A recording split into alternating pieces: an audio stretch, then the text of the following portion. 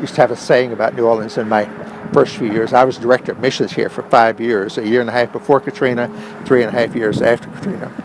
And people would say, tell us what's happening in New Orleans. And I would say, anything you say about New Orleans right now is true. Are there parts of it that are dead? Yep. Are there parts of it that are better than ever? Yes. Are there parts of it that are in great need? Yes.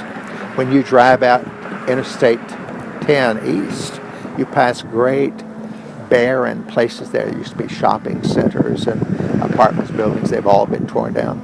So there are still great barren places in the city. And yet a lot of places are far better than used to be. You know, a lot of these housing projects, St. Bernard Housing Project, Desire, St. Thomas, they've been torn down. They used to be hotbeds of crime, drugs, whatever. And they're torn down, and multi-income housing put in their place, beautiful. I have no idea what is going on inside them now, but I just know that, man, the city is much better than it used to be in a lot of these areas.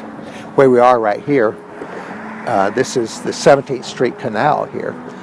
We're in New Orleans. On the other side of the canal is Metairie, Jefferson Parish.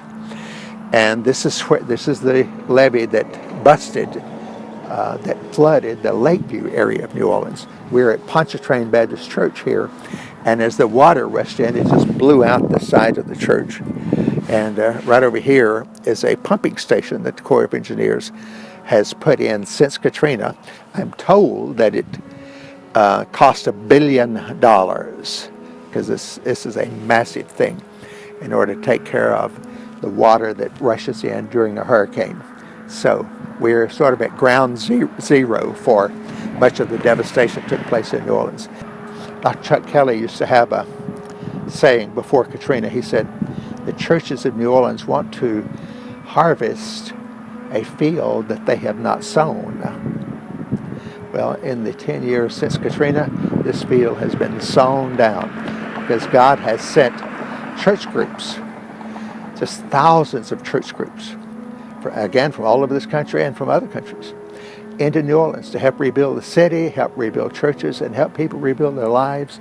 And boy, they have borne a witness for Christ. Some of them are going door to door, and lots of times it's youth groups in restaurants, and they're just so bright and cheery, and they hold hands and pray, and they're so sweet to the waitresses, and sometimes they sing songs. And before Katrina, a lot of people around here thought Southern Baptists were a cult group, and all that's changed.